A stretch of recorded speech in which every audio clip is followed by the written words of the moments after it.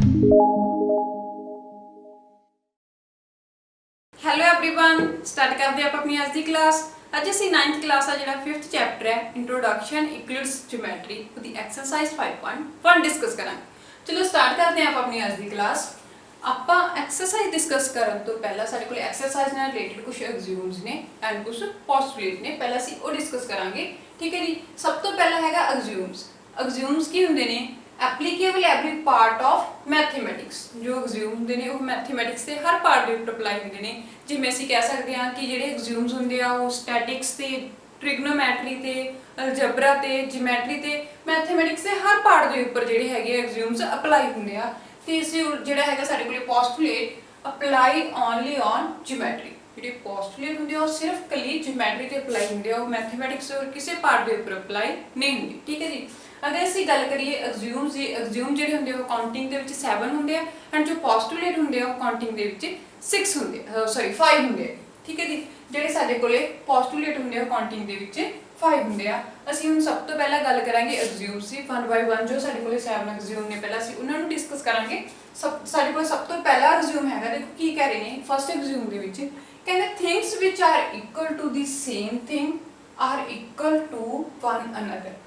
कहते अगर असीं एक सेम कोई एक नंबर सेम एक नंबर दो अलग अलग नंबर दे इक्वल आ तो वो जिहड़े अलग अलग नंबर ने वो भी आपस दे विच इक्वल होणगे। इट मीनस किवें कह सकते हैं असीं कि एग्जांपल के थ्रू इहनूं समझण दी कोशिश करते हैं कि अगर A is equal to B, A जिहड़ा बी दे इक्वल आ।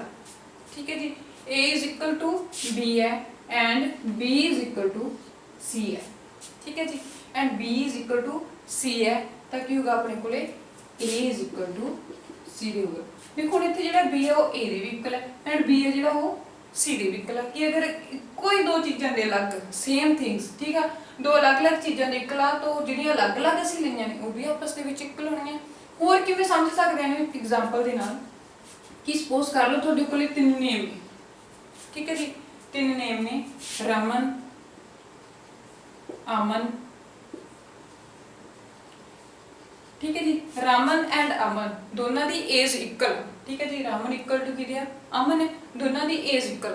सपोज कर लो रमन से एज इज इक्वल टू अमन से। अगर मैं ले ला कि जो अमन है, ठीक है जी, उसकी एज इक्वल आ राजू की। ठीक है, उसकी एज इक्वल है राजू के, अमन की एज राजू के भी इक्वल है, अमन की एज जी रमन की भी इक्वल आ। तो की होगा साढ़े को जोड़ा होगा, देखो रमन इज इक्वल टू कि होगा राजू। इट मीनस इन्हां दोनों की एज भी आपस दे विच इक्वल होगी। ठीक है जी। यही साडा फर्स्ट एक्सियोम जिहड़ा हैगा सानू कह रहे। इस तो बाद सैकंड एक्सियोम दे विच की कहा कहंदे if equals are added to equal the wholes are equal. It means साडे कोले दो अलग अलग नंबर ने, जिवें ए ते बी ले लईए। ठीक है जी। ए ते बी ले लईए, अगर असीं इन्हां दोनों दे विच इक्वल ऐड करिए तो ये सारे नंबर भी आपस दे विच इक्वल हो जाणगे। इट मीनस मैं दोनों साइड्स ते सी सी प्लस कर दूँ तो ये भी आपस दे विच इक्वल होणगे।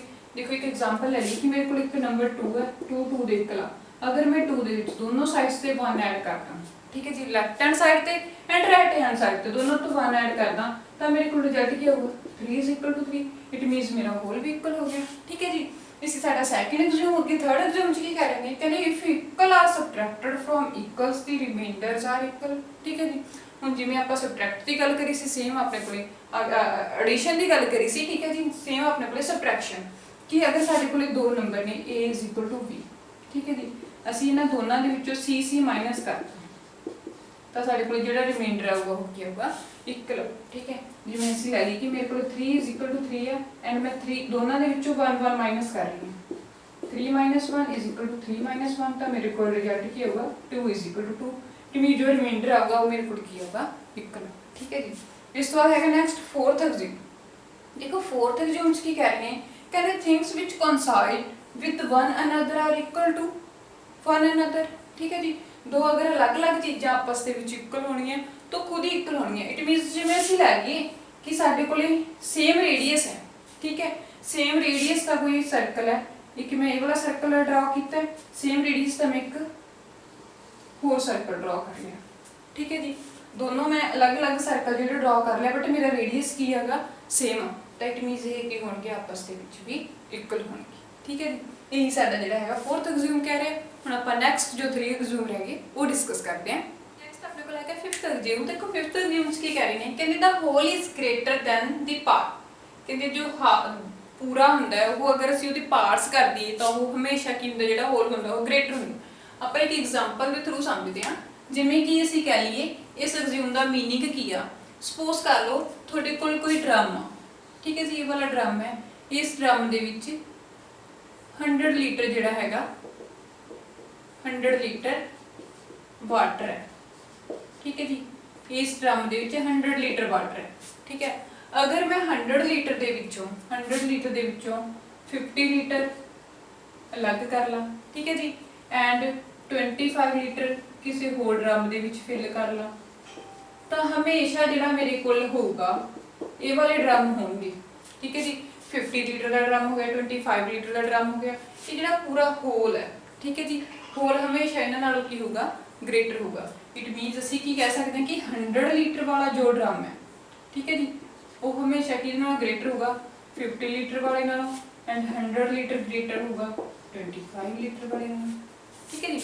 ਇਹ ਐਗਜ਼ਾਮ ਚ ਕਹਿ ਰਹੇ ਨੇ ਕਿ the whole is greater than the part। ਅਗਰ ਅਸੀਂ ਇਸ ਹੋਲ ਦੇ ਪਾਰਟ ਕਰ ਦਈਏ ਤਾਂ ਹਮੇਸ਼ਾ ਜਿਹੜਾ ਹੋਲ ਹੋਊਗਾ ਉਹ ਪਾਰਟਸ ਨਾਲੋਂ ਕੀ ਹੋਊਗਾ, ग्रेटर ਹੋਊਗਾ, ठीक है जी। ਉਸ ਤੋਂ ਬਾਅਦ ਨੈਕਸਟ 6th ਐਗਜ਼ਾਮ ਚ ਕੀ ਕਹਿ ਰਹੇ ਨੇ, ਕਹਿੰਦੇ things which are double of the same things are equal of one another, ठीक है जी। अगर किसी थिंग्स ਦਾ ਸੇਮ ਕਿਸੇ ਅਲੱਗ-ਅਲੱਗ ਨੰਬਰ ਦੇ ਇਕੁਅਲ ਆ, ਇਟ ਮੀਨਸ ਕਿਵੇਂ ਅਸੀਂ ਐਗਜ਼ਾਮਪਲ ਥਰੂ ਹੀ ਸਮਝਦੇ ਹਾਂ। ਦੇਖੋ ਕੀ ਆ, ਅਗਰ ਸਾਡੇ ਕੋਲ ਕੋਈ ਨੰਬਰ ਹੈ 2, ठीक है, a is equal to ਹੈਗਾ b, ठीक है जी। ਕਿਸੇ ਨੰਬਰ ਦਾ ਡਬਲ ਇਸ ਨੰਬਰ ਦੇ ਇਕੁਅਲ ਆ ਐਂਡ ਸੇਮ 2a ਇਕੁਅਲ ਹੈਗਾ c। ਅਗਰ ਕਿਸੇ ਨੰਬਰ ਦਾ ਡਬਲ ਜਿਹੜਾ ਹੈਗਾ ਜਿਵੇਂ b ਦੇ ਇਕੁਅਲ ਆ, ਕਿਸੇ ਨੰਬਰ ਦਾ ਡਬਲ ਹੈਗਾ ਉਹ c ਦੇ ਇਕੁਅਲ ਆ, ਤਾਂ ਇਹ ਆਪਸ ਦੇ ਵਿੱਚ ਵੀ ਕੀ ਹੋਣਗੇ, ਇਕੁਅਲ। ਤਾਂ b is equal to ਕੀ ਹੋਊਗਾ, c, ठीक है जी। ठीक है ਇਹਨਾਂ ਨੇ ਕਹਿੰਦੇ things which are double of the same things, ठीक है जी, same things ਨੇ are equal to one another, ਤਾਂ ਇਹ ਆਪਣੇ ਕੋਲ ਕੀ ਹੋਣਗੇ, ਆਪਸ ਦੇ ਵਿੱਚ ਵੀ ਇਕੁਅਲ ਹੋਣਗੇ, ठीक है। ਨੈਕਸਟ ਦੇ ਵਿੱਚ ਕੀ ਕਹਿੰਦਾ, ਕਹਿੰਦੇ things which are helpers of the same things are equal to the another। ਹੁਣ ਦੇਖੋ ਇੱਥੇ ਡਬਲ ਦੀ ਗੱਲ ਹੋਈ ਸੀ, ਇੱਥੇ ਹਾਫ ਦੀ ਗੱਲ ਹੋ ਗਈ, ਲੈਣਾ ਅਸੀਂ ਸੇਮ ਹੀ ਹੈ। ਅਗਰ ਅਸੀਂ ਕੀ ਕਰ ਦਈਏ, a ਦਾ ਹਾਫ ਕਰ ਦਈਏ is equal to b ਦੇ ਕਰ ਦਈਏ, and a the half is equal to c ਦੇ, it means b is equal to ਕਿਹਦੇ ਹੋਊਗਾ, c ਦੇ, ਠੀਕ ਹੈ ਜੀ। ਇਸੀ ਕੇ ਸਾਡੇ 7 ਐਗਜ਼ਾਮਸ। ਹੁਣ ਨੈਕਸਟ ਅਸੀਂ ਗੱਲ ਕਰਦੇ ਹਾਂ ਪੋਸਟੂਲੇਟ। ਹਾਂਜੀ ਸਟੂਡੈਂਟ, ਨੈਕਸਟ ਆਪਣੇ ਕੋਲ ਹੈਗੇ ਨੇ ਪੋਸਟੂਲੇਟਸ। ਦੇਖੋ ਫਸਟ ਪੋਸਟੂਲੇਟ ਦੇ ਵਿੱਚ ਸਾਨੂੰ ਕੀ ਕਿਹਾ, ਕਹਿੰਦੇ ਆ straight line may be drawn from any one point to any other point, ਠੀਕ ਹੈ ਜੀ। ਕੀ ਕਿਹਾ ਇਹਨਾਂ ਨੇ ਕਿ ਸਾਡੇ ਕੋਲ ਇੱਕ ਪੁਆਇੰਟ ਹੈ ਇਹ ਵਾਲਾ, ਠੀਕ ਹੈ ਜੀ, ਕੋਈ ਅਦਰ ਪੁਆਇੰਟ ਹੈ ਇਹ ਵਾਲਾ, ਠੀਕ ਹੈ ਜੀ। ਇਹਨਾਂ ਦੋਨੋਂ ਪੁਆਇੰਟਸ ਦੇ ਵਿੱਚ ਦੀ ਹੋ ਕੇ ਜਾਣ ਵਾਲੀ ਇਹ ਸਾਡੇ ਕੋਲ ਕੀ ਆ, ਸਟ੍ਰੇਟ ਲਾਈਨ। हमेशा one point two another point जो लाइन स्ट्रेट लाइन ड्रा होगी वो सिर्फ इको ही लाइन ड्रा होगी। इट मीनस दो पॉइंट्स के विच अगर ਅਸੀਂ ਕੋਈ स्ट्रेट लाइन ड्रा करनी है तो वो सिर्फ की होगी वन स्ट्रेट लाइन ड्रा कर सकेंगे ਅਸੀਂ ਇਹਨਾਂ टू पॉइंट्स ਦੇ ਵਿੱਚ। ਇਸ ਤੋਂ ਇਲਾਵਾ ਅਸੀਂ ਹੋਰ ਕੋਈ ਵੀ ਜਿਹੜੀ ਲਾਈਨ ਹੈਗੀ ਇਹਨਾਂ ਪੁਆਇੰਟਸ ਦੇ ਵਿੱਚ ਦੀ स्ट्रेट लाइन ड्रा नहीं कर ਸਕਦੇ, ठीक है जी। ਇਹ ਸਾਡਾ ਫਸਟ ਪੋਸਟੂਲੇਟ ਸੀਗਾ। ਇਸ ਵਾਰ ਨੈਕਸਟ ਸੈਕੰਡ ਪੋਸਟੂਲੇਟ ਦੇ ਵਿੱਚ ਕੀ ਕਿਹਾ, ਕਹਿੰਦੇ ਆ ਟਰਮੀਨੇਟਡ ਲਾइन कैन बी प्रोड्यूस्ड इनडेफिनेटली, ठीक है जी। कोई टर्मिनेटेड लाइन है ये साडे कोल, ये लाइन ले लो कि साडे कोल कोई टर्मिनेटेड लाइन, ठीक है। ਅਸੀਂ ਇਸ ਲਾइन ਨੂੰ left hand side and right hand side and left hand side ਤੇ ਜਿੰਨਾ ਮਰਜ਼ੀ ਜਿਹੜਾ ਹੈਗਾ ਅਸੀਂ ਇਹਨੂੰ ਵਧਾ ਸਕਦੇ ਹਾਂ ਇਨਫਾਈਨਾਈਟ, ਠੀਕ ਹੈ ਜੀ। ਇਨਫਾਈਨਾਈਟ ਕਿਤੇ ਤੱਕ ਵੀ ਅਸੀਂ ਜਾ ਸਕਦੇ ਹਾਂ, ਰਾਈਟ ਸਾਈਡ ਤੋਂ ਵੀ ਐਂਡ ਲੈਫਟ ਸਾਈਡ ਤੋਂ ਵੀ। ਇਹੀ ਸਾਡਾ ਜਿਹੜਾ ਹੈਗਾ ਪੋਸਟੂਲੇਟ ਕਹਿ ਰਿਹਾ ਸਾਨੂੰ। ਉਸ ਤੋਂ ਬਾਅਦ ਹੈਗਾ ਥਰਡ ਪਾਰਟ ਦੇ ਵਿੱਚ ਕੀ ਕਹਤਾ, ਕਹਿੰਦੇ ਆ circle can be drawn with any centre and any radius. ਅਸੀਂ ਕੋਈ ਵੀ ਸੈਂਟਰ ਐਂਡ ਕੋਈ ਵੀ ਰੇਡੀਅਸ ਲੈਂਦੇ ਹੋਏ ਕੋਈ ਵੀ ਅਸੀਂ ਜਿਹੜਾ ਹੈਗਾ ਸਰਕਲ ਡਰਾ ਕਰ ਸਕਦੇ ਹਾਂ। ਜਿਵੇਂ ਮੈਂ ਲੈ ਲਿਆ ਸੀ ਮੇਰੇ ਕੋਲ ਕੋਈ ਵੀ ਪੁਆਇੰਟ ਹੈ, ਠੀਕ ਹੈ ਜੀ, ਸੈਂਟਰ ਪੁਆਇੰਟ ਹੈ ਸਰਕਲ ਦਾ, ਠੀਕ ਹੈ, ਐਂਡ ਰੇਡੀਅਸ ਲੈ ਲਿਆ ਮੈਂ 2 ਸੈਂਟੀਮੀਟਰ ਐਂਡ 2 ਸੈਂਟੀਮੀਟਰ ਲੈ ਕੇ ਮੈਂ ਸਰਕਲ ਡਰਾ ਕਰ ਸਕਦੀ ਹਾਂ। ਇਸ ਤੋਂ ਇਲਾਵਾ ਅਗਰ ਮੈਂ ਲਵਾਂ ਕੋਈ ਵੀ ਹੋਰ ਪੁਆਇੰਟ ਲੈ ਲਈਏ, ਠੀਕ ਹੈ ਜੀ, ਤੇ ਐਂਡ ਰੇਡੀਅਸ ਲੈ ਲਈਏ 3 ਸੈਂਟੀਮੀਟਰ ਐਂਡ ਅਸੀਂ ਸਰਕਲ ਡਰਾ ਕਰ ਸਕੀਏ। ਇਟ ਮੀਨਸ ਕੀ ਕਿਹਾ ਇਹਨਾਂ ਨੇ ਕਿ ਅਸੀਂ ਸਰਕਲ ਡਰਾ ਕਰ ਸਕਦੇ ਹਾਂ।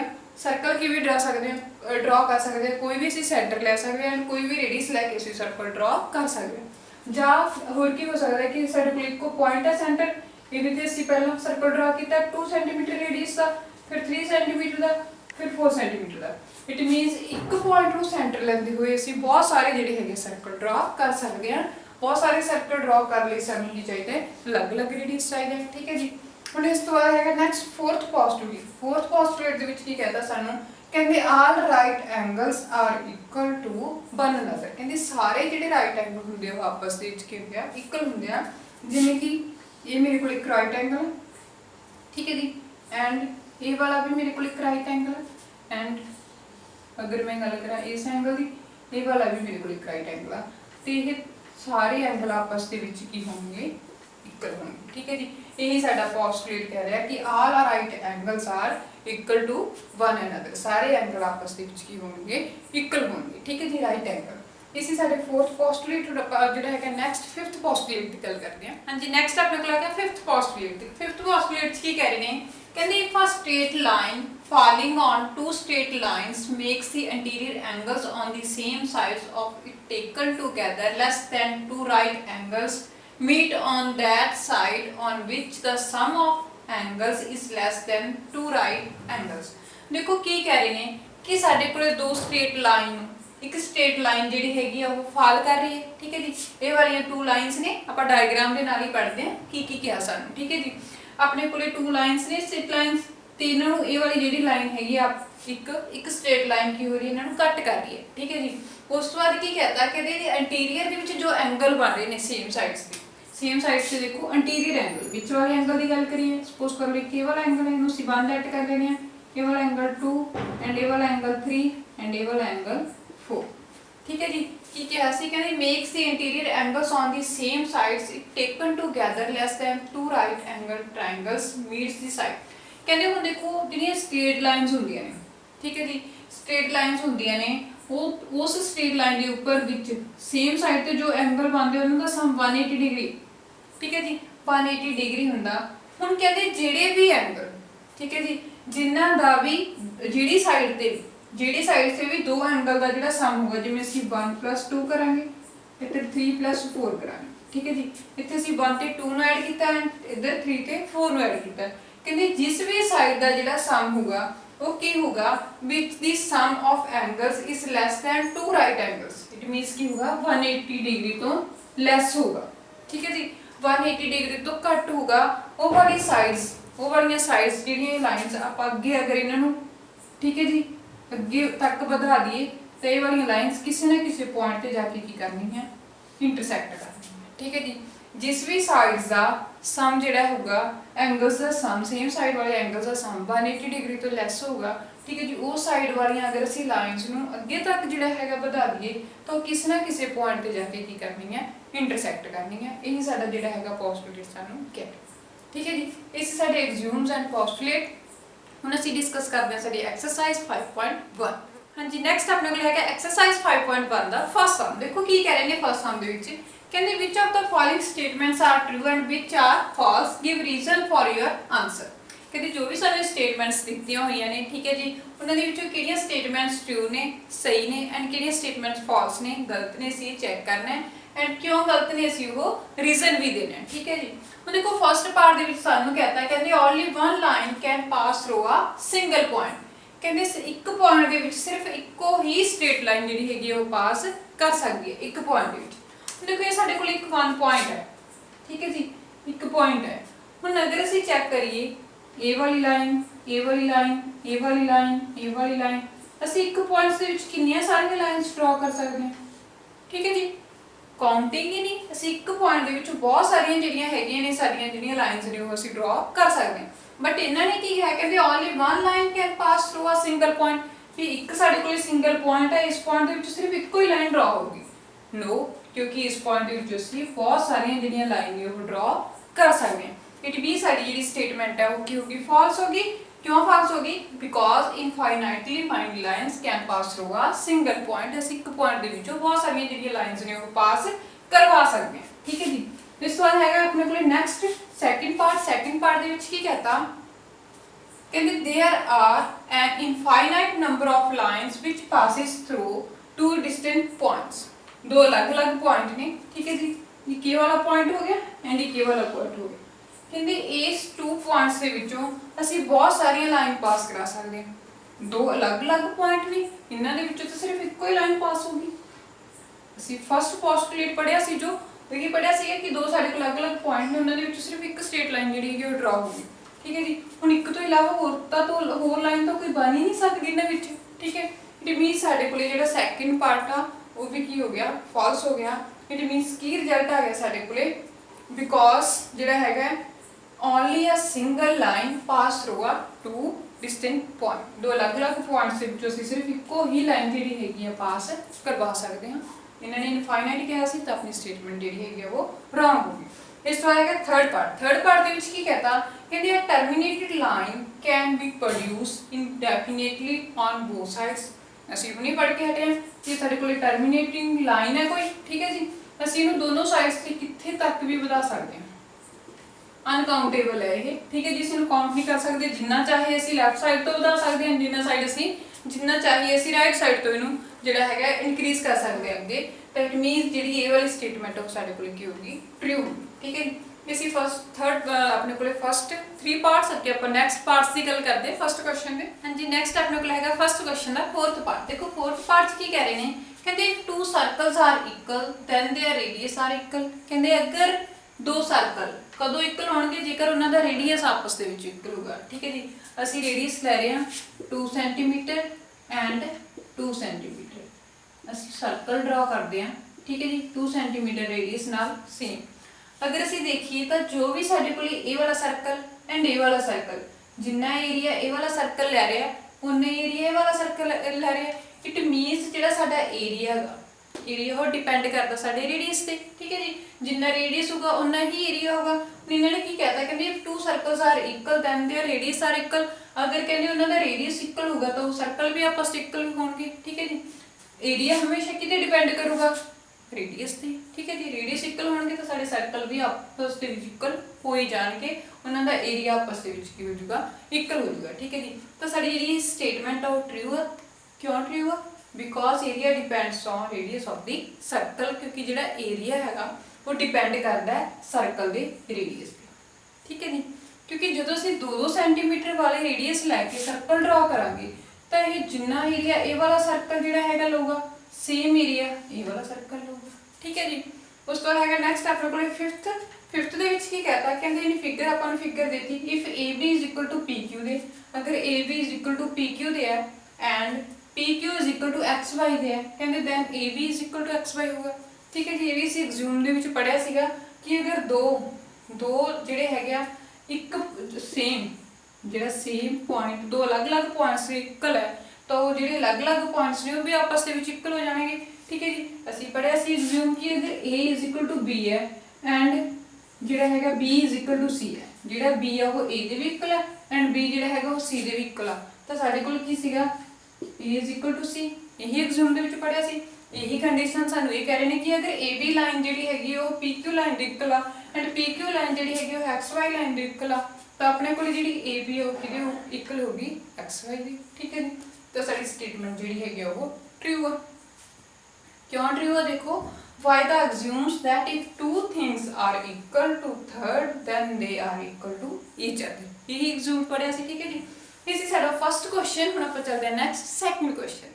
हाँ जी, नैक्सट अपने को है सैकंड क्वेश्चन। देखो सैकंड क्वेश्चन की कह रहे हैं कहते give a definition for each of the following terms, are there other terms that need to be defined first, what are they and how might you define that. ਆਪਾਂ ਨੂੰ ਕੀਤਾ ਜੋ ਟਰਮਸ ਦਿੱਤੀ ਹੋਈਆਂ ਨੇ ਆਪਾਂ ਇਹਨਾਂ ਦੀ ਡੈਫੀਨੇਸ਼ਨਸ ਦੇਣੀਆਂ ਨੇ ਐਂਡ ਕਹਿੰਦੇ ਇਹ ਜਿਹੜੀਆਂ ਹੈਗੀਆਂ ਨੇ ਸਾਡੇ ਕੋਲੇ ਟਰਮਸ ਇਹਨਾਂ ਦੀਆਂ ਡੈਫੀਨੇਸ਼ਨ ਦੇਣ ਤੋਂ ਪਹਿਲਾਂ ਠੀਕ ਹੈ ਜੀ ਸਾਨੂੰ ਕਿਹੜੀਆਂ ਚੀਜ਼ਾਂ ਬਾਰੇ ਠੀਕ ਹੈ ਜੀ ਕਿਹੜੀਆਂ ਟਰਮਸ ਦੀ ਜਿਹੜੀ ਡੈਫੀਨੇਸ਼ਨ ਦੇਣੀ ਪਹਿਲਾਂ ਜ਼ਰੂਰੀ ਆ। ठीक है, तो ਅਸੀਂ ਉਹ ਵਾਲੀ ਜਿਹੜੀ ਡੈਫੀਨੇਸ਼ਨ ਆ ਉਹ ਕਿਸ ਤਰੀਕੇ ਨਾਲ ਦਵਾਂਗੇ ਇਹੀ ਆਪਾਂ ਇਹਦੇ ਵਿੱਚ ਦੱਸਣਾ ਹੈ। ਜਿਵੇਂ ਸਾਡੇ ਕੋਲੇ ਫਸਟ ਹੈਗਾ ਪੈਰਲਲ ਲਾਈਨਸ। ਠੀਕ ਹੈ ਜੀ, ਪੈਰਲਲ ਲਾਈਨਸ ਕੀ ਹੁੰਦੀਆਂ ਨੇ? ਦੇਖੋ ਇਹਦੀ ਡੈਫੀਨੇਸ਼ਨ ਲਿਖੀ ਅਗਰ ਅਸੀਂ ਪੈਰਲਲ ਲਾਈਨਸ ਦੀ, ਪੈਰਲਲ ਲਾਈਨਸ ਹੁੰਦੀਆਂ ਨੇ lines on a plane that never meet, they are always maintain the same distance of every point। ठीक है जी, ਹੁਣ ਪੈਰਲਲ ਲਾਈਨਸ ਕਿਹੜੀਆਂ ਹੁੰਦੀਆਂ ਨੇ ਆ ਠੀਕ ਹੈ ਜੀ ਜੋ ਸਾਡੇ ਕੋਲੇ ਪਲੇਨ ਦੇ ਉੱਪਰ ਕਿਤੇ ਵੀ ਮੀਟ ਨਾ ਕਰਨ ਇਸ ਤਰੀਕੇ ਨਾਲ। ठीक है जी, ये साडे कोल हो गई पैरलल लाइन्स जिहड़ियां आपस दे विच इंटरसैक्ट नहीं करदियां उन्हां नूं असीं कहने आ पैरलल लाइन्स। एंड ये जो पैरलल लाइन्स हुंदियां ने वो आपस दे विच एक डिस्टेंस जिहड़ी हैगी ने मेनटेन करके रखदियां ने। ठीक है जी। इन्हां दी जिहड़ी डिस्टेंस हुंदी है वो हर एक पॉइंट के उपर इस तरीके नाल जिहड़ी हुंदी है वो इक्वल हुंदी है, ठीक है जी। पैरेलल लाइन कदे भी आपस दे विच मीट नहीं करदियां एंड जो उन्हां दे विचकार डिस्टेंस हुंदी है वो हमेशा मेनटेन रहिंदी है, इक्वल रहिंदी है, ठीक है जी। इस तो बाद देखो उन्होंने कहा सीगा भी ये डेफिनेशन देने तो पहला, ठीक है, डेफिनेशन देने तो पहला सानू किस चीज़ बारे पता होना चाहिए, किस टर्म की जिहड़ी डेफिनेशन असीं पहला देवांगे। देखो पैरेलल लाइनस जानने तो पहला सानू की पता होना चाहिए कि लाइनस की होंदियां ने, ठीक है जी, एंड पॉइंट्स की होंदे ने, ठीक है जी। लाइनस की होंदी एंड पॉइंट्स की होंदे। हुण अगर असीं लाइन की गल करिए, देखो ये वाली डेफिनेशन जानने तो पहला सानू पता होना चाहिए कि लाइनस की होंदियां ने एंड पॉइंट्स की होंदे ने, फिर ही असीं पैरेलल लाइन की जिहड़ी डेफिनेशन नूं समझ सकदे हां। हुण देखो लाइनस की होंदियां ने, कहंदे इट इज़ अ ब्रेडथलैस लेंथ, वो वाली जिवें लाइन है, ठीक है जी, जिहदी असीं लेंथ तो हैगी है बट ब्रेडथ ना होवे, ब्रेडथ ना होवे उहनूं असीं की कहने आ, लाइन कहने आ, ठीक है जी। ब्रेडथलैस लाइन लेंथ हैगी है जिहदी असीं ब्रेडथ नूं माप नहीं सकदे, वो की होगी साडे कोल एक लाइन होगी। And point which has no part, जिहदी ना कोई लेंथ हुंदी है ना कोई ब्रेडथ हुंदी है, ठीक है जी, वो अपने आप दे विच एक होल हुंदा है, ठीक है जी, होल हुंदा है, उहनूं असीं बोलदे आ पॉइंट, ठीक है। इस वार चलते आप नैक्सट सैकेंड साडे कोल हैगा परपेंडिकुलर लाइनस। हुण परपेंडिकुलर लाइनस की होंदियां ने, कहंदे आ line meeting another line at a right angle is said to be a perpendicular. कहंदे कोई पॉइंट है, ठीक है जी, ये वाला कोई पॉइंट है, अगर इस पॉइंट के ऊपर टू लाइनस जिहड़ियां हैगियां ने 90 डिग्री के एंगल ते मीट करदियां, ठीक है जी। ये वालियां दो लाइनस ने, ये वाली लाइन ते ये वाली लाइन, इत्थे साडे कोले बाहर है 90 डिग्री का एंगल। अगर दो लाइनस 90 डिग्री के एंगल से मीट करती ने तो उन्होंने असीं बोलते हैं परपेंडिकुलर लाइन, ठीक है जी। अगर असीं इन्हां दा नाम ले लईए ए बी सी, ठीक है जी, ए बी एंड जिहड़ा बी सी आ वो साडे कोल की ने परपेंडिकुलर लाइनस ने, ठीक है जी। हुण देखो इत्थे परपेंडिकुलर लाइन की डेफिनेशन जानने तो पहला सानू की पता होना चाहिए किहड़ी टर्म दा कि लाइन की हुंदी है। लाइन आप ऊपर डिस्कस कर ही हटे, इस तो इलावा सानू की पता होना चाहिए एंगल, जो असीं एक बार कर लिया रिपीट नहीं करेंगे क्योंकि लाइन की डेफिनेशन तो सेम ही है, ब्रेडथलैस, ठीक है जी। जो भी साडे कोल हुंदा है ब्रेडथलैस लेंथ हुंदी है जिसकी वो साडे कोल की लाइन हुंदी है। हुण अगे एंगल्स की हुंदे ने, देखो two lines diverging from a single point for formed angle, ठीक है जी। हुण देखो एंगल्स की हो गए, साडे कोल कोई पॉइंट है, ठीक है जी, इस पॉइंट्स से दो अलग-अलग लाइनस डायरेक्शन दे विच दो अलग-अलग डायरेक्शन दे विच लाइनस जा रही हैं एंड इस पॉइंट के ऊपर मीट कर रही हैं, ठीक है जी। तो ये इस पॉइंट के ऊपर कोई ना कोई एंगल बना रही हैं, ठीक है, इन्हूं असीं कहने आ एंगल, ठीक है जी। हुण आपां नैक्सट अपनी अगली जिहड़ी हैगी डेफिनेशन की गल करते हैं। हाँ जी, नैक्सट अपने कोल हैगा थर्ड पार्ट। देखो थर्ड पार्ट दे विच की क्या है, लाइन सेगमेंट। लाइन सेगमेंट की हुंदा है, ठीक है जी। A line with two end points is a line segment, ठीक है। कोई लाइन जिहदे टू एंड पॉइंट होंदे ने हुंदा साडे कोल लाइन सेगमेंट। देखो किवें, एक पॉइंट मेरे कोल ए है, ठीक है जी, एक पॉइंट ए है, इन्हां दोनों ने मिला के एक लाइन बन गई ए एंड बी, तो ये मेरी की होगी एक लाइन सेगमेंट होगी। इट मीनस की कह सकदा कि लाइन सेगमेंट की हुंदा कि वो वाली लाइन जिन्हों असीं अगे नहीं वधा सकदे, ठीक है जी। हुण जिवें साडे कोल टर्मिनेटिंग लाइन हुंदी है उहनूं आपां left hand side and right hand side दोनों साइड्स ते आपां अगे जिहड़ा हैगा वधा सकदे हां, बट जो साडे कोल लाइन सेगमेंट हुंदा उहनूं आपां अगे नहीं वधा सकदे, ठीक है जी। ये इहदे एंड पॉइंट हो गए, मीनस वो लाइन जिहदे दो एंड पॉइंट होण, ठीक है जी, वो साडे कोल की हुंदी है लाइन सेगमेंट हुंदी है। हुण लाइन सेगमेंट नूं जानण तो पहलां साडे कोल किहड़ियां टर्म्स जिहड़ियां सानूं पता होना चाहिए, लाइन एंड पॉइंट्स, ठीक है जी। हुण सानूं लाइन भी पता है कि जिहड़ी ब्रेडथलैस हुंदी है, ठीक है जी, जिहदी असीं जिहड़ी हैगी ब्रेडथ नूं नहीं माप सकते वो साडे कोल लाइन हुंदी है एंड पॉइंट्स अपने आप दे विच एक होल हुंदा है, असीं पहला डिस्कस कर चुके हैं। इस वार नैक्सट अपने कोल हैगी है फोर्थ डेफिनेशन दे विच की कहा, कहंदे रेडियस ऑफ अ सर्कल। हुण सर्कल दा रेडियस की हुंदा, the line with one and point at the centre and other at the any point on the circle boundary, ठीक है जी। इट मीनस की हो गया कि ये साडे कोल कोई सर्कल आ, ठीक है जी, एंड ये सर्कल दा पॉइंट आ। हुण रेडियस ऑफ सर्कल की हुंदा है कि एक तां जो लाइन है उहदा एंड पॉइंट सेंटर के ऊपर होवे, सपोज कर लो कि असीं सेंटर पॉइंट नूं ओ ले लिया, ठीक है जी। एक तां इत्थे दा एंड होवे एंड एक सर्कल दी बाउंड्री दी ਸਰਕਲ ਦੀ ਬਾਉਂਡਰੀ ਤੇ ਕਿਤੇ ਵੀ ਹੋ ਸਕਦਾ, ਇੱਥੇ ਹੋ ਸਕਦਾ, ਇੱਥੇ ਹੋ ਸਕਦਾ, ਇਹ ਹੋ ਸਕਦਾ, ਇਹ ਹੋ ਸਕਦਾ, ਇਹ, ਠੀਕ ਹੈ ਜੀ। It mean circle the boundary ਤੇ ਕਿਤੇ ਕੋਈ ਪੁਆਇੰਟ ਹੈ ਜਿਹਦਾ ਐਂਡ ਪੁਆਇੰਟ ਹੈਗਾ ਉਹ centre and circle the boundary, ਜੇ ਅਸੀਂ ਇਹਨੂੰ A ਲੈ ਲਈ ਤਾਂ ਉਹ ਇਹ ਸਾਡੇ ਕੋਲ ਕੀ ਹੋ ਗਿਆ, ਇੱਕ ਰੇਡੀਅਸ ਹੋ ਗਿਆ, ਠੀਕ ਹੈ ਜੀ। ਇਟ ਮੀਨਸ ਰੇਡੀਅਸ ਕੀ ਹੋ ਗਿਆ ਵੀ ਜਿਹਦਾ ਐਂਡ ਸਰਕਲ ਦੇ centre and circle the boundary ਤੇ ਹੋਵੇ, ਉਹ ਸਾਡੇ ਕੋਲ ਕੀ ਹੁੰਦਾ, ਰੇਡੀਅਸ ਹੁੰਦਾ। ਹੁਣ ਇਹ ਜਾਣਨ ਤੋਂ ਪਹਿਲਾਂ ਦੇਖੋ ਲਾਈਨ ਬਾਰੇ ਅਸੀਂ ਪਹਿਲਾਂ ਗੱਲ ਕਰ ਚੁੱਕੇ ਹਾਂ, ਠੀਕ ਹੈ ਜੀ। ਪਹਿਲਾਂ ਡਿਫਾਈਨ ਕਰਤਾ, ਪੁਆਇੰਟ ਵੀ ਅਸੀਂ ਪਹਿਲਾਂ ਡਿਫਾਈਨ ਕਰਤਾ। ਹੁਣ ਸਾਡੇ ਕੋਲ ਆ ਗਿਆ ਸਰਕਲ, ਠੀਕ ਹੈ ਜੀ। ਸਰਕਲ ਕੀ ਹੁੰਦਾ, ਇਹ ਵਾਲੀ ਡੈਫੀਨੇਸ਼ਨ ਜਾਣਨ ਤੋਂ ਪਹਿਲਾਂ ਸਾਡਾ ਕੀ ਜਾਣਨਾ ਜ਼ਰੂਰੀ ਹੈ, ਲਾਈਨ ਕੀ ਹੁੰਦੀ ਹੈ, ਪੁਆਇੰਟ ਕੀ ਹੁੰਦਾ ਹੈ, ਸਰਕਲ ਕੀ ਹੁੰਦਾ ਹੈ, ਠੀਕ ਹੈ ਜੀ। ਲਾਈਨ ਐਂਡ ਪੁਆਇੰਟ ਬਾਰੇ ਅਸੀਂ ਪਹਿਲਾਂ ਡਿਸਕਸ ਕਰ ਚੁੱਕੇ ਹਾਂ। ਹੁਣ ਸਰਕਲ ਕੀ ਹੁੰਦਾ, ਕਹਿੰਦੇ ਆ plane circular loop with the centre, circular loop ਜਿਹਦਾ ਕੋਈ ਸੈਂਟਰ ਹੋਵੇ, ਠੀਕ ਹੈ ਜੀ। ਇਸ ਤਰੀਕੇ ਨਾਲ ਉਹ ਕੀ ਹੁੰਦਾ ਸਾਡੇ ਕੋਲੇ ਸਰਕਲ ਹੁੰਦਾ, ਠੀਕ ਹੈ ਜੀ। ਇਸ ਤੋਂ ਬਾਅਦ ਹੈਗੀ ਆਪਣੇ ਕੋਲ ਨੈਕਸਟ ਡੈਫੀਨੇਸ਼ਨ ਸਕੁਅਰ। ਹੁਣ ਸਕੁਅਰ ਕੀ ਹੁੰਦਾ, ਕਹਿੰਦੇ ਆ quadrilateral with all sides equal and all angles right angles is a square. ਉਹ ਵਾਲੀ ਜਿਹੜੀ ਹੈਗੀ ਆ ਫਿਗਰ ਆਪਣੇ ਕੋਲੇ ਕੁਆਡਰੀਲੇਟਰ, ਜਿਵੇਂ ਆਪਾਂ ਲੈ ਲਈਏ, ਠੀਕ ਹੈ ਜੀ। ਆਪਣੇ ਕੋਲ 4 ਸਾਈਡਸ ਹੁੰਦੀਆਂ ਨੇ ਕੁਆਡਰੀਲੇਟਰ ਦੀਆਂ, ਠੀਕ ਹੈ ਜੀ, ਐਂਡ 4 ਐਂਗਲ ਹੁੰਦੇ ਆ ਐਂਡ ਈਚ ਸਾਈਡ ਕਹਿੰਦੇ ਜਿਹਦੀ ਇਕੁਅਲ ਹੋਵੇ। ਅਗਰ ਇਹ ਵਾਲੀ ਸਾਈਡ 3 ਸੈਂਟੀਮੀਟਰ ਆ ਤਾਂ ਇਹ ਵਾਲੀ ਸਾਈਡ ਵੀ ਆਪਣੇ ਕੋਲ 3 ਸੈਂਟੀਮੀਟਰ ਹੋ, ਇਹ ਵੀ 3 ਸੈਂਟੀਮੀਟਰ ਹੋ, ਇਹ ਵੀ 3 ਸੈਂਟੀਮੀਟਰ, ਠੀਕ ਹੈ ਜੀ। ਇਹ ਸਾਡੇ ਕੋਲ ਕੀ ਹੋ ਗਿਆ, ਸਕੁਅਰ ਹੋ ਗਿਆ। ਦੇਖੋ ਇਹ ਵਾਲੀ ਡੈਫੀਨੇਸ਼ਨ ਜਾਣਨ ਤੋਂ ਪਹਿਲਾਂ ਸਾਨੂੰ ਕੀ ਜਾਣਨਾ ਜ਼ਰੂਰੀ ਹੈ ਕਿ ਕੋਆਰਡੀਨੇਟਸ ਕੀ ਹੁੰਦੀਆਂ, ਠੀਕ ਹੈ ਜੀ। ਕੋਆਰਡੀਨੇਟਸ ਕੀ ਹੁੰਦੀਆਂ ਨਹੀਂ ਆ, ਐਂਗਲਸ ਬਾਰੇ ਅਸੀਂ ਪਹਿਲਾਂ ਪੜ੍ਹ ਹੀ ਚੁੱਕੇ ਹਾਂ, ਠੀਕ ਹੈ। ਐਂਗਲ ਕੀ ਹੁੰਦੇ, ਉਹਨੂੰ ਕੋਆਰਡੀਨੇਟਰ ਕੀ ਹੁੰਦੀ ਆ, ਕਹਿੰਦੇ ਆ plane closed figure with 4 sides. Plane ਦੇ ਉੱਪਰ ਕੋਈ ਵੀ ਕਲੋਜ਼ਡ ਫਿਗਰ ਜਿਹਦੀਆਂ 4 ਸਾਈਡਸ ਹੋਣਗੀਆਂ ਉਹ ਸਾਡੇ ਕੋਲ ਕੀ ਹੋਊਗੀ, ਇੱਕ ਕੋਆਰਡੀਨੇਟਰ ਹੋਊਗੀ, ਠੀਕ ਹੈ ਜੀ। ਇਹ ਸੀ ਸਾਡਾ ਸੈਕੰਡ ਕੁਐਸਚਨ। ਹੁਣ ਆਪਾਂ ਚੱਲਦੇ ਹਾਂ ਨੈਕਸਟ ਥਰਡ ਕੁਐਸਚਨ। ਹਾਂਜੀ, ਨੈਕਸਟ ਆਪਣੇ ਕੋਲ ਹੈਗਾ ਥਰਡ ਕੁਐਸਚਨ। ਦੇਖੋ ਥਰਡ ਕੁਐਸਚਨ 'ਚ ਕੀ ਕਹਿ ਰਹੇ ਨੇ, ਕਹਿੰਦੇ ਕੰਸੀਡਰ 2 ਪੋਸਟੂਲੇਟਸ ਗਿਵਨ ਬਿਲੋ। ਕੀ ਸਪੋਜ਼ ਕਰ ਲਓ ਕਿ ਤੁਹਾਡੇ ਕੋਲ 2 ਗਿਵਨ ਜਿਹੜੇ ਪੋਸਟੂਲੇਟਸ ਨੇ, ਠੀਕ ਹੈ ਜੀ। ਫਸਟ ਦੇ ਵਿੱਚ ਕੀ ਕਹਿ ਰਹੇ ਨੇ, ਕਹਿੰਦੇ given any 2 distinct points A and B there exists a third point C which is lies between A and B। ਕੀ ਕਹਿ ਰਹੇ ਨੇ, ਦੇਖੋ ਫਸਟ ਜਿਹੜੀ ਹੈਗੀ ਹੈ ਸਾਡੇ ਕੋਲੇ ਪੋਸਟੂਲੇਟ ਵਿੱਚ ਕਹਿ ਰਿਹਾ ਕਿ ਇੱਕ ਸਾਡੇ ਕੋਲੇ ਲਾਈਨ ਹੈ, ਠੀਕ ਹੈ ਜੀ।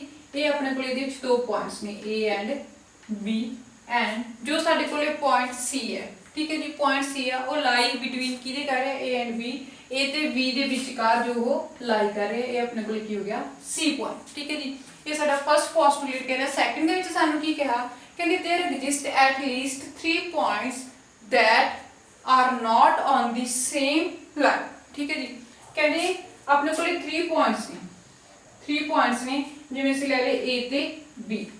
ਬਟ ਕੀ ਕਹਿ ਰਹੇ ਨੇ, ਕਹਿੰਦੇ ਉਹ ਤਿੰਨੋਂ ਪੁਆਇੰਟ ਜਿਹੜੇ ਹੈਗੇ ਉਹ ਸੇਮ ਲਾਈਨ ਦੇ ਉੱਪਰ ਨਹੀਂ ਲਾਈ ਕਰ ਰਹੇ, ਸੇਮ ਲਾਈਨ ਦੇ ਉੱਪਰ ਨਹੀਂ ਲਾਈ ਕਰ ਰਹੇ। ਇਟ ਮੀਨਸ ਅਸੀਂ ਜਿਹੜਾ ਸਾਡੇ ਕੋਲ ਨੈਕਸਟ C ਪੁਆਇੰਟ ਹੈ, ਕੋਈ ਥਰਡ ਪੁਆਇੰਟ ਹੈ, ਉਹਨੂੰ ਇਹ ਲੈ ਲਈਏ, ਠੀਕ ਹੈ ਜੀ। ਲਾਈਨ ਤੋਂ ਇਲਾਵਾ ਕਿਤੇ ਹੋਰ ਲੈ ਲਈਏ ਆਪਣਾ ਜਿਹੜਾ ਥਰਡ ਪੁਆਇੰਟ ਹੈ।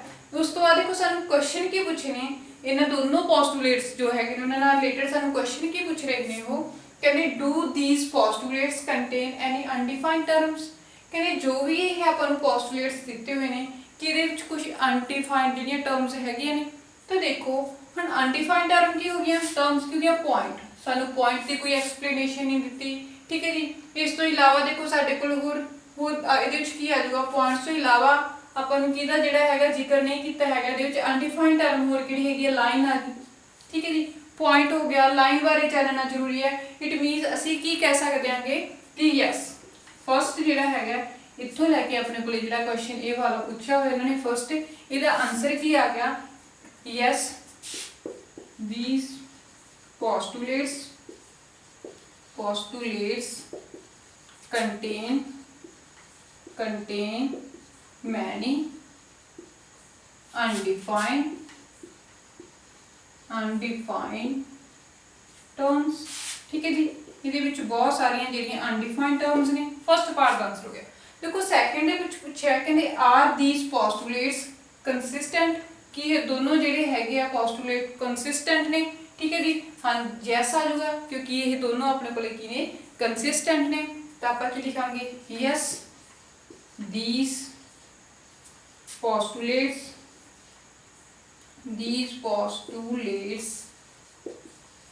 are consistent, ਠੀਕ ਹੈ ਜੀ। ਦੋਨੋਂ ਆਪਸ ਦੇ ਵਿੱਚ ਰਿਲੇਟਡ ਨੇ, ਠੀਕ ਹੈ ਜੀ, ਆਪਸ ਦੇ ਵਿੱਚ ਕੰਸਿਸਟੈਂਟ ਨੇ। ਇਸ ਤੋਂ ਬਾਅਦ ਲਾਸਟ ਆਪਾਂ ਨੂੰ ਕੀ ਕਹਿੰਦਾ ਹੈ, ਕਹਿੰਦੇ ਡੂ ਦੇ ਫੋਲੋ ਫॉर ਇਕੁਅਲ ਪੋਸਟੂਲੇਟਸ।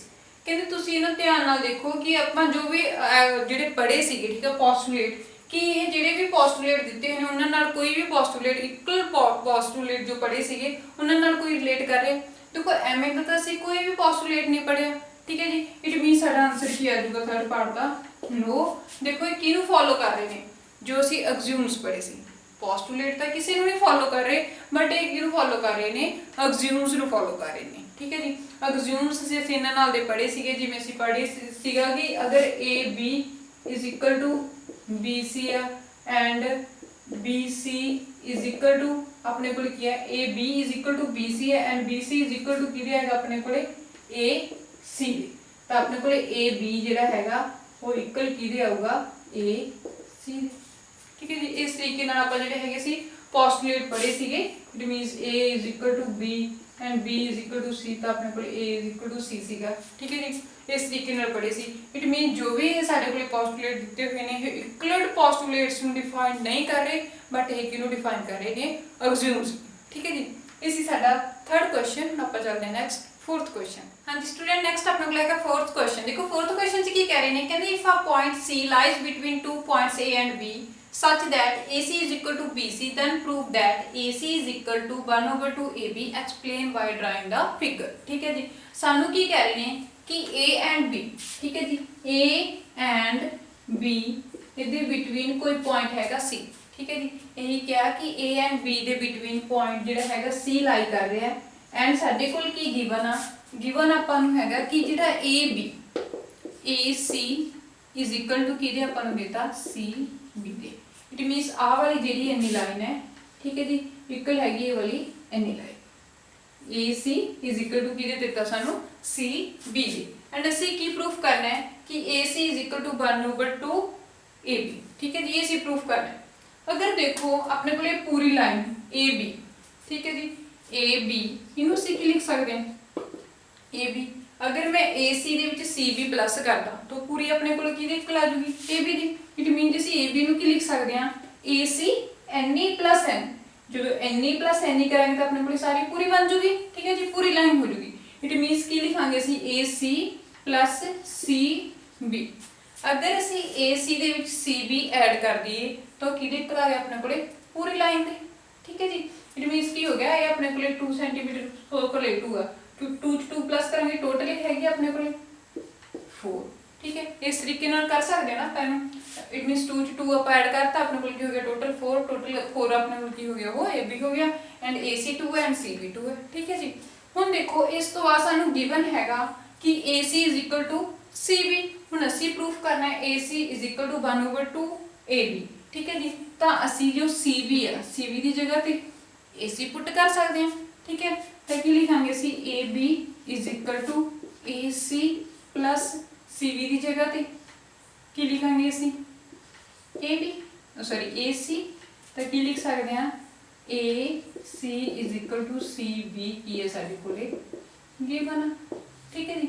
हुण अगर असीं ए सी दे विच ए सी ऐड करिए A B is equal to A C plus A C 2 A C, ठीक है जी। हुण ये वाला 2 मल्टीप्लाई दे विच है ए सी नाल, तो दूसरी साइड आके अपने को ये डिवाइड हो जाएगा इज इक्वल टू ए सी।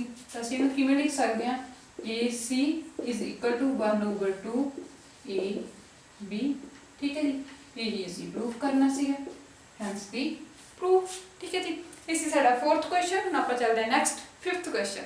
हाँ जी नैक्सट अपने को है फिफ्थ क्वेश्चन। देखो फिफ्थ क्वेश्चन की कह रहे हैं आपां ने इहनूं नाल लैके चलना है क्वेश्चन नंबर 4, ठीक है जी। क्वेश्चन नंबर 4 भी ये नाल लेके चलना है। Point C is called a midpoint of the line segment AB. Prove that every line segment has one and only one midpoint, ठीक है जी। ਅਸੀਂ ਕੀ ਪ੍ਰੂਫ ਕਰਨਾ ਹੈ ਕਿ ਹਰੇਕ ਲਾਈਨ ਜੋ ਵੀ ਲਾਈਨ ਹੁੰਦੀ ਹੈ ਉਹਦਾ ਸਿਰਫ ਕੀ ਹੁੰਦਾ ਸਿਰਫ ਇੱਕੋ ਹੀ ਮਿਡ ਪੁਆਇੰਟ ਹੁੰਦਾ ਹੈ, ਠੀਕ ਹੈ ਜੀ। ਹੁਣ ਜਿਵੇਂ ਅਸੀਂ ਲਾਸਟ ਕੁਐਸਚਨ ਦੇ ਵਿੱਚ ਕਰਿਆ ਸੀਗਾ ਪ੍ਰੂਫ ਕੀਤਾ ਸੀ ਕਿ A ਵੀ ਸਾਡੇ ਕੋਲ ਇੱਕ ਲਾਈਨ ਹੈ, ਠੀਕ ਹੈ ਜੀ, ਐਂਡ C ਜਿਹੜਾ ਉਹਨਾਂ ਦੇ ਬਿਟਵੀਨ लाई करदा है, C ਉਹਨਾਂ ਦਾ ਮਿਡ ਪੁਆਇੰਟ ਹੈ, ਠੀਕ ਹੈ ਜੀ। A and B the mid point C ਹੈ। ਅਸੀਂ ਰਿਜ਼ਲਟ ਕੀ ਲਿਆ ਸੀਗਾ ਕਿ AC is equal to 1/AB। जो भी मिड पॉइंट ਹੁੰਦਾ ਉਹ ਆਪਣੀ ਪੂਰੀ ਲਾਈਨ ਨੂੰ 2 ਇਕੁਅਲ ਪਾਰਟਸ ਦੇ ਵਿੱਚ ਡਿਵਾਈਡ ਕਰਦਾ ਹੈ, ਠੀਕ ਹੈ ਜੀ। ਹੁਣ ਅਸੀਂ ਪ੍ਰੂਫ ਕਰਨਾ ਹੈ ਕਿ ਜੋ ਵੀ ਲਾइन ਹੁੰਦੀ है ਉਹਦਾ ਸਿਰਫ ਇੱਕ ਲਾइन ਸੈਗਮੈਂਟ ਹੁੰਦੀ ਹੈ, ਠੀਕ ਹੈ ਜੀ, ਉਹਦਾ ਸਿਰਫ ਇੱਕੋ ਹੀ ਜਿਹੜਾ ਹੈਗਾ ਉਹ ਮਿਡ ਪੁਆਇੰਟ ਹੁੰਦਾ ਹੈ। ਇਹਦੇ ਲਈ ਅਸੀਂ ਕੀ ਕਰਾਂਗੇ, ਅਗਰ ਅਸੀਂ ਆਪਣੇ ਕੋਲੋਂ ਲੈਟ ਕਰਕੇ ਚੱਲ ਪਈਏ ਕਿ ਇੱਥੇ ਆਪਣੇ ਕੋਲੇ ਕੋਈ ਅਲੱਗ ਮਿਡ ਪੁਆਇੰਟ ਹੈ ਲਾइन AB ਦਾ, ਅਸੀਂ ਲੈ ਕੇ ਚੱਲ ਪਈਏ light P is the another midpoint of line AB, ठीक है जी। AB लाइन ਦਾ ਅਸੀਂ P ਇੱਕ ਅਲੱਗ ਤੋਂ ਮਿਡ ਪੁਆਇੰਟ ਲੈ ਲਿਆ। ਹੁਣ ਦੇਖੋ ਫਸਟ ਇਹਨੂੰ ਅਸੀਂ ਲੈ ਲਈ ਫਸਟ ਇਕੁਏਸ਼ਨ ਵਿੱਚ ਅਸੀਂ ਪ੍ਰੂਫ ਕੀਤਾ ਸੀਗਾ ਕਿ AC 1/2 AB। ਇਟ ਮੀਨ ਜੋ ਵੀ ਮਿਡ ਪੁਆਇੰਟ ਹੁੰਦਾ ਹੈ ਉਹ ਆਪਣੀ ਲਾਈਨ ਨੂੰ 2 ਇਕੁਅਲ ਪਾਰਟਸ ਦੇ ਵਿੱਚ ਡਿਵਾਈਡ ਕਰਦਾ ਹੈ। ਤਾਂ ਅਸੀਂ ਕੀ ਲਿਖ ਸਕਦੇ ਹਾਂ ਕਿ AP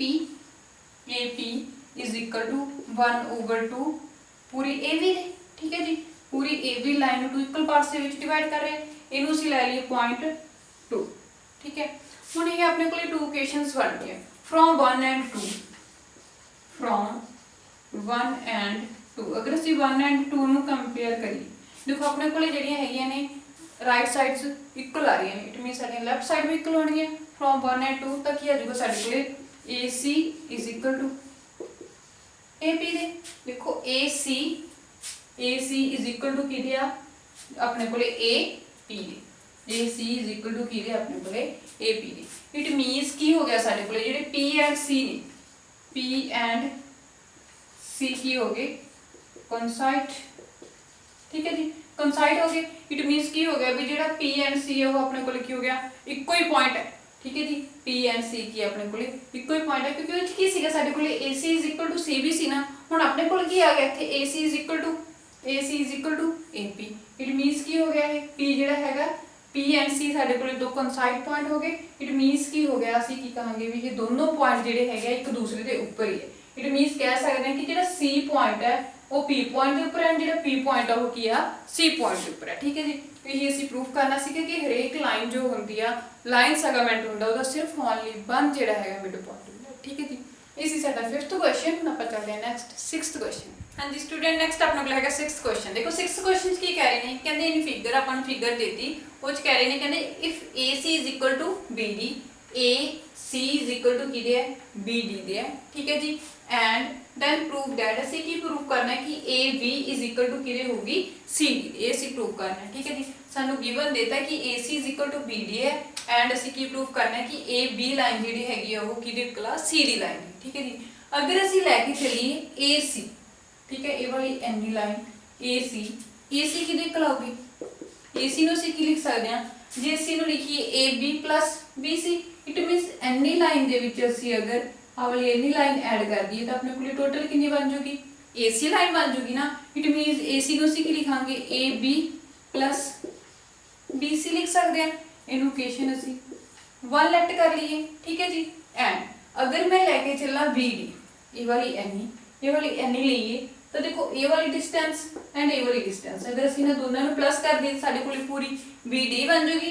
ਇਟ ਮੀਨਸ ਅਸੀਂ ਕੀ ਲਈਏ BD is equal to ਇਹਨੂੰ ਕੀ ਲਿਖ ਸਕਦੇ ਹਾਂ ਅਸੀਂ BC plus CD, BC ਤੇ CD ਨੂੰ ਪਲੱਸ ਕਰਾਂਗੇ ਤਾਂ ਆਪਣੇ ਕੋਲੇ ਪੂਰੀ ਕਿੰਨੀ ਬਣ ਜੂਗੀ ਇਹ BD।